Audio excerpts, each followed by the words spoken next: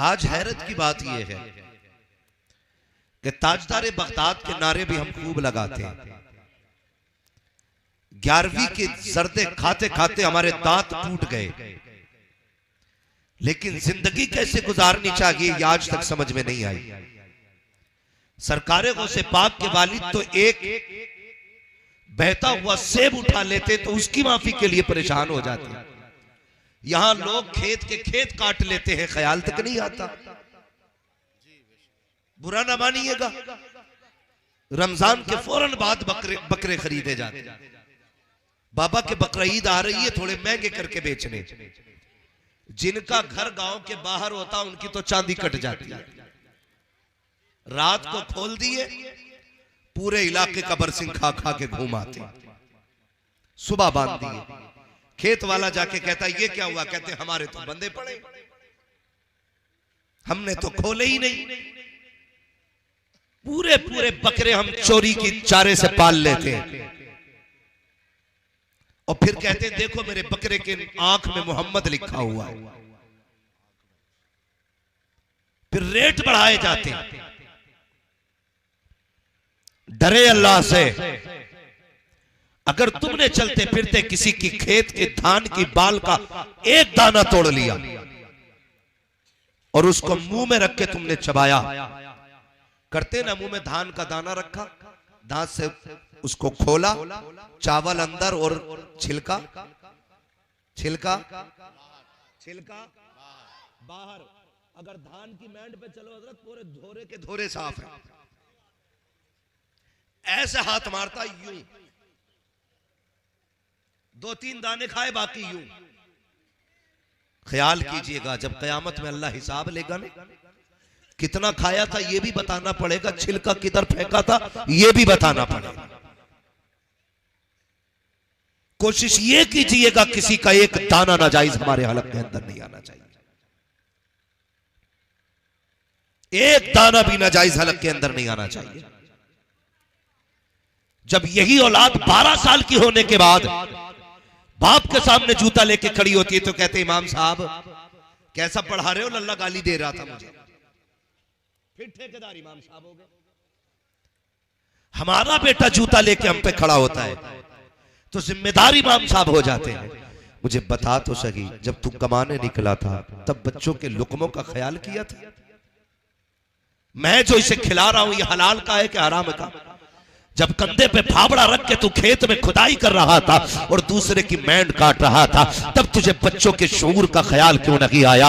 तब क्यों नहीं सोचा किसी की मैंड काटने के बाद इसके अंदर अगर 4 बालें निकल आई और ये नाच में मिल करके मेरे बच्चों के हलक के अंदर जाएगी तो बच्चों की जिंदगी क्या बनेगी? तुझे उस वक्त सोचना चाहिए था कि बच्चों को कौन से लुकमे खिलाने के, जब तू दुकान पर बैठ करके 1 किलो की जगह 900 ग्राम तोलता है। तुझे उस वक्त बच्चों की जिंदगी याद क्यों नहीं आती है? जब तू कपड़े की दुकान पर बैठने के बाद 70 लाइटें लगा करके लोगों को अंधा करके कपड़ा बेचता है, तब तुझे बच्चों का फ्यूचर दिखाई क्यों नहीं देता है? जब तू अपने की बच्चों को हराम की रोजी ला करके खिलाता है, तब तुझे बच्चे याद क्यों नहीं आते हैं? सुन, अपना मौलवी की तालीम से सुधरेगा ना ये तावीज से सुधरेगा। इसको सुधारना था, मजदूरी करके लाता, पसीना बहा के लाता, मगर खुदा की कसम हलाल का लुकमा लाता, हराम का दाना ना लाता। बच्चे तावीजों से नहीं बल्कि बाप की हलाल कमाई से समरा करते। नारे तकबीर, नारे रिसालत,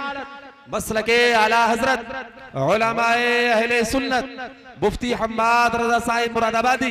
नारे तकबीर, नारे रिसालत। आदत डालो हलाल की। खबरदार याद रखना, एक लुकमा हलक से हराम का नहीं उतरना चाहिए। एक लुकमा भी, अगर एक लुकमा हराम का हलक से उतर गया तो पूरे खून में गड़बड़ी कर देगा जाकर के। सबसे पहला काम ये करना है अपने बच्चों को हलाल के टुकड़े खिलाने। कैसे? हलाल के। एक बात और बता दूं, इलाके की बात है और माहौल भी ऐसा देखा है हम लोगों ने। कभी कभी धान काटने की बारी आती है ना, तो कभी पुलों पे धान कटते हैं तो जहां से उठाने होते हैं ना बंदे को, उधर बड़े बांध देता है, जो मालिक के होते हैं उधर छोटे बांध देता है। फिर मालिक कहता भाई गिन तेरे कितने हो गए? कहा 70। तो 70 पूलियां बड़ी बड़ी लारा उठा के ना, ये चालाकी नहीं है, ये 420 ही है। और आपको क्या लगता है किलो 2 किलो तूने बढ़ा लिया तो इससे तेरी नस्लों के गुजारे हो जाएंगे? नस्लों के गुजारे हो जाएंगे? एक थोड़ा अल्लाह कमर में निकालता है, 15 लाख एक झटके में चले जाते हैं। हलाल के लुक़्मे कमा के लाओ, इंशाअल्लाह 5 रुपए की पुड़िया से काम चल जाएगा। ये ख्याल कीजिएगा, किसी को धोखा न दीजिएगा, धोखा न दीजिएगा। हालात देखो, हालात बाजार में जाते हैं, बाजार में बड़े बूढ़े तो जाते जाते, बुजुर्गी आ गई, बच्चे भी जाते होंगे। कुछ लोगों का यही काम है, ठेले पे जाएंगे, एक मूंगफली उठाई, मुंह में डाली, क्या रेट है? उसने कहा 120 के, महंगी है, आगे चले। अगले ठेले पे सिंगाड़े थे, पहले दाना निकोला, खाया, बोला क्या रेट? का 50 रुपए का, महंगा है। सुबह से शाम तक गधे की तरह बाजार में घूमता रहा, पेट भर गया, 1 रुपया नहीं दिया किसी का, फ्री फंड में हराम की खा के आ गया। बचो इन टुकड़ों से। और कभी भी अगर कोई बंदा मजदूरी करता तो शर्म ना करना, इसलिए कि मजदूरी शर्म की बात नहीं, मजदूरी इज्जत की बात है। ये नौजवान नस्ल है, अक्सर क्या कहते हैं, अब्बा छोड़ो ना, मजदूरी करना हमारी शान एटी होती है। क्या कर रहे हो? ये देखो उसने बिल्डिंग बनाई है, तुमसे आज तक छप्पर ना हटा। जरा जाके देख बिल्डिंग के नीचे कितने गरीबों का हक दबा है,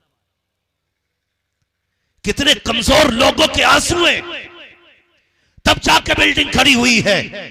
तेरे बाप ने छप्पर इसलिए नहीं हटाया, इसने किसी के आंसू तेरे खाने में नहीं मिलाए, बल्कि अपने पसीने की हलाल के लुक़्मे पूरी जिंदगी खिलाए।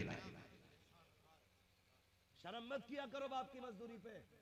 लोग ये कहते नहीं नहीं, गैरत आती है, रिश्ता होने में रुकावटें आती हैं। हमारी कौम भी कितनी अच्छी है, अगर कोई अधिकारी हो रिश्वत और ब्याज लेता हो तो फटाक से रिश्ता कर दिया जाता है। 1.5 लाख रुपए की इनकम महीने की है, 2 लाख कमाता है, का तनख्वाह कितनी है? का तनख्वाह तो 15,000 है, लेकिन ऊपर की इनकम अच्छी खासी है। ये ऊपर किधर से आता है? नहीं नहीं, ये ऊपर की नहीं होती है, ये टेबल के नीचे से आया करती है। किसी ने कहा ये जमीन नाम करा दी जाए, आपको 50,000 देंगे। किसी ने 1 लाख दिए, कहता मेरे बाप की इनकम देखो, महीने में 10 लाख होती है। अरे लानत है ऐसी इनकम पे जो किसी का खून बहा के लाई जाती है, लानत है ऐसी इनकम पे जो किसी को सता के लाई जाए। और यार, अगर तेरा बाप रक्षा चला के आता है, उसके पैरों में बैठ जाया करो, उसकी खिदमत किया करो, तलवे चूम के कहा करो एहसान है तेरा, तूने हराम के लुक़्मे रखी खिलाए गए, हमें हलाल के लुक़्मों से जिंदगी गुजरवाई।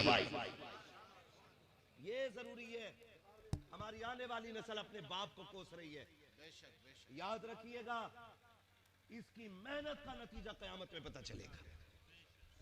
कयामत में मैं एक भीड़ में अचानक ना एक नौजवान ने मुसाफा किया, उसका अचानक हाथ इतना सख्त था, मैं सोचने लगा पता नहीं किसने लकड़ी हाथ में दे दी। मैंने सबसे मुसाफा किया उनकी आंखें देख के, लेकिन मैंने उसके हाथ देखे, इतने सख्त हाथ थे। मगर जब हाथ देखे ना, मुझे दुख नहीं हुआ, खुशी हुई, खुशी हुई। एक शख्स मेरे हुजूर की बारगाह में हाजिर हुए, आका करीम को सलाम किया। मेरे नबी ने फरमाया मुसाफा नहीं करोगे? कहने लगे हुजूर मेरे हाथ आपके हाथ में जाने के लायक नहीं। मेरे आका ने फरमाया क्यों? कहा हुजूर मजदूरी करता हूं, हाथों में ठेठे पड़ी हैं। मेरे हुजूर ने फरमाया जरा हाथ दिखाओ। जब दिखाया तो हाथों में ठेठे और छाले थे। हुजूर ने फरमाया मेरा जी चाहता है मैं तेरे हाथ चूम लूं। और उसी दिन मेरे नबी ने ऐलान किया था अल कासिबु हबीबुल्लाह, बच्चों को मेहनत करके पालना। मेहनत करने वाला कयामत के दिन अल्लाह की हबीबों की जमात में खड़ा किया जाएगा, अल्लाह के प्यारों की सफ में खड़ा किया जाएगा। लेकिन किसे पड़ी है साहब आखिरत की, वो तो बाद में देखा जाएगा। अभी तो प्रधान से ऊंची बिल्डिंग जानी चाहिए, अभी तो ठेकेदार से बड़ा गेट लगवाना है, अभी तो बैठक ऐसी होनी चाहिए लोग खाली रौनक के लिए आया करें, देखने आया करें। हम तो इस नामनमूद के लिए मर रहे हैं, मर के देख बैठक में 10 लाख लगे हो या 10 रुपए लगे हो, जब मरेगा तो वही कोरा कफन लट्ठे का दिया जाना है। कब्र भी बराबर बराबर होनी है, तेरे कद के बराबर तुझे जमीन मिलनी है, तुझे 10-12 फीट ज्यादा नहीं मिलनी है। कफन तुझे कोई आला मयार का नहीं दिया जाना है, अलग अलग कलर के नहीं है। कफन का रंग भी एक है, कब्र भी एक ही जमीन में बननी है, लेटना भी एक ही जगह है। तो फिर इतराना किस बात का है? आज ले उनकी पना, आज मदद मांग उनसे, कल मानेंगे कयामत में अगर मान गए। दारे रिसालत मसलके आला हजरत उलमाए अहले सुन्नत इस्लाहे मुआशरा कॉन्फ्रेंस सरजमीन अदलपुर दारे तकबीर। बिल्कुल बचिए हराम के लुकमों से, हलाल खाइए, चटनी खाइए, रब का शुक्र अदा कीजिए, रब का शुक्र अदा कीजिए।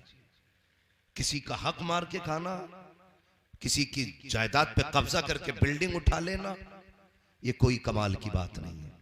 कमाल तो जब है भले गुर्बत में गया हो, तेरे बदन पे 1000 पैबंद रहे हो, लेकिन तेरे जनाजे को जाता हुआ लोग देखें तो ये सोच के दौड़े चलो यार जन्नती का जनाजा जा रहा है, एक रब के शुक्रगुजार बंदे का जनाजा जा रहा है। तेरे जनाजे को बोझ समझ के कांधा न दिया जाए, तेरे जनाजे को रहमत समझ के कांधा दिया जाए। ऐसी जिंदगी गुजार के जानी है। आप सरकार गौसे पाक की पूरी जिंदगी पढ़ लें, हमारे बुजुर्गों की पूरी जिंदगी पढ़ लें, पूरी जिंदगी में कहीं भी किसी ने 1 रुपया किसी का हराम का नहीं खाया, 1 रुपया हराम का नहीं खाया। आज नीयतें अच्छी नहीं है इसलिए बरकतें नहीं है, नीयतें अच्छी नहीं है। जमीनों के बंटवारे होते हैं, कह रहा दुआ करना 3 उम्रें कर आया, 4थी बार जाने का इरादा है, अल्लाह तुझे लेके जाए, शान से जा, लेकिन किसी का दिल दुखा के ना जा। पता चला भाई मर गया था, यतीम भतीजों की जमीन तो बीघा 2 बीघा यूं ही जोत के बढ़ा दी। खुदारा किसी का हक खा के मदीने ना जाना, हक दे के मदीने जाना। कहीं ऐसा ना हो तू गुंबदे खजरा पे पहुंचे और तू सलाम करे, हुजूर की आवाज आए नादान मेरे उम्मती का हक खा के मेरे दरवाजे पे किस मुंह से आया है? तो क्या जवाब दोगे हुजूर को? क्या जवाब दोगे? 1 इंच किसी की नहीं लेनी है। करते क्या है? बड़े चालाक है, ये इंजीनियर से बड़े इंजीनियर है, इतने बड़े माइंडेड है बाबा। हम लोग तो खेत में जाते रहते हैं, नीचे से कुरेदता, नीचे से, और कुरेद के पानी दे देता, वो मेड़ खुद ढह जाती है। खेत वाला अगले दिन पंच को लेके जाता है, कहता कसम खा रही हूं अगर मैंने गिराई हो तो, मैंने तो पानी भरा था बह गई, ये हालात है। मैंने तो पानी भरा, कसम खा रही हूं मैंने गिराई हो तो, इतना ही बड़ा मर जाऊं, इसे पता मैं इतना बड़ा पापी हूं, मेरी दुआ कबूल ही नहीं होनी, तो कह रहा इतना ही बड़ा मर जाऊं, मरता ही नहीं, मैंड भी खोद दी। याद रखिएगा मैंड की करवट में बरकत नहीं है, नीयत की सच्चाई में अल्लाह ने बरकत रखी है। नीयत की सच्चाई में छोड़ दे 4 अंगल, क्या चला जाएगा? अल्लाह चाहेगा तेरे खेत के बीच हिस्से में तेरे परिवार के लिए बरकत वाले दाने पैदा फरमा देगा। करेंगे इंशाअल्लाह। ट्रैक्टर वाले से कह दें तू घुमा दिए, मैं जा रही हूं, वो मार दे कोने पे, कि कितनी भी हटेगी 4 अंगल तो हटा ही लूंगा। कह रहा मेरी गलती ना, ट्रैक्टर वाले से पूछो, ट्रैक्टर वाले से पूछो, कहता था यार धोखे में कट गया था स्टीयरिंग, रोड पे से मैं गिरता तेरा कभी भी, कभी खंदी में नहीं जाता ट्रैक्टर, बटिया पे चलता। इन झगड़ों से निकलो, और कट गई मैंड अगर धोखे से, तो कुछ इतने बड़े खतरनाक भी हैं बिना खून पिए मानते नहीं। अगर 1-2 इंच इधर उधर हो गई तो जान के प्यासे क्यों? भाई है तेरा, माफ कर दे, अल्लाह की रजा के लिए तू इसे माफ कर दे, कयामत में मुस्तफा की खुशी के लिए अल्लाह तुझे माफ कर देगा। दिलों में दोनों लोग जगह रखें, नाजायज किसी का कोई खाए नहीं, और कहीं किसी से कमी हो जाए तो दूसरा माफ करने का हौसला रखे। गौसे पाक के वालिद ने एक सेब के लिए बाग की रखवाली की और फिर माफी हासिल की, फिर निकाह हुआ, फिर अल्लाह ने अब्दुल कादिर जिलानी जैसा बेटा अता फरमाया था। अब्दुल कादिर जिलानी जैसा बेटा, और वो भी वो बेटा खुदा की कसम जिसकी नीयत कभी दूसरे के खाने पे आई नहीं, कभी दूसरे के खाने पे जिसकी नीयत नहीं आई। जब माँ बाप अच्छे होते हैं तो औलाद अच्छी हो जाया करती है। आज जो है ना औलाद जो बिगड़ रही है, आखिरी बात, उसकी अहम वजह यह है कि माँ बाप ने औलाद के लिए दुआ करनी छोड़ दी। हमने अपनी औलाद दूसरों के रहम करम पे छोड़ रखी है। ये बहुत बड़ी बात बता रहा हूं आपको, शायद उतर जाए आपके दिमाग में। हम बच्चों का हाथ पकड़ते हैं, बाबा जरा हाथ रख दे, मौलवी जरा हाथ रख दे, अच्छी बात है हाथ रखवाओ, लेकिन याद रखिएगा वो दौर और था जब माँ बाप तहज्जुद में उठते थे, मुसल्ला बिछाते थे, रब की बारगाह में हाथ उठा के कहते अल्लाह मेरे बेटे का नसीबा बुलंद फरमा। तो खुदा की कसम फरमाया गया माँ बाप की दुआ औलाद के हक में ऐसा मकाम रखती है जैसे नबी की दुआ उम्मत के हक में मकबूलियत का मकाम रखती है। लेकिन हम तो करते ही नहीं दुआ। करे कहां से? अब्बा 3 बजे मोबाइल चला के सो रहा है, बेटा 4 बजे सो रहा है, अब्बा 11 बजे उठता है, बेटा 12 बजे उठता है, कब तहज्जुद कब फजर हो गई, किसी को कोई लेना देना नहीं। जब ये बिगड़ा तो गए मौलवी के पास, अब जरा हाथ रख इसको सवार के दिखा, क्या ताकत रह गई है हमारे पास जो हम आपके बच्चों को सवारेंगे। तो काम किया करो, सिर्फ बच्चों को हलाल लुक़्मे खिलाओ और रात को उठ करके मुसल्ले बिछाया करो, इनके लिए दुआ किया करो। जो काम तावीज़ों से नहीं हो सकते वो काम अल्लाह माँ बाप की दुआओं के जरिए कर दिया करता है। इसलिए माँ बाप की दुआएं अगर नहीं लगेंगी औलाद बिगड़ेगी। अपना वक्त औलाद के लिए खर्च करें, औलाद आपकी, इनके लिए दुआ का वक्त निकाला करें, रातों को उठा करें, अल्लाह की इबादत किया करें, अल्लाह को राजी किया करें। और कोशिश ये करें कि हम सबसे पहले कोशिश करेंगे इनका रिस्क संवारें, फिर तरबियत दें, फिर देखिए इंशाअल्लाहुल अजीज जब ये 25 नहीं 50 साल का भी हो जाएगा ना, कभी बाप के आगे जूता लेके खड़ा नहीं होगा, बाप की फरमाबरदारी करेगा, ताबेदारी करेगा। और जब ये बाप की फरमाबरदारी करेगा तो आने वाली नस्लें भी फरमाबरदार पैदा होंगी। इसलिए ज़रूरी है कि हम लोग अपने हालात को संवारें, अपने बच्चों की परवरिश सही करें।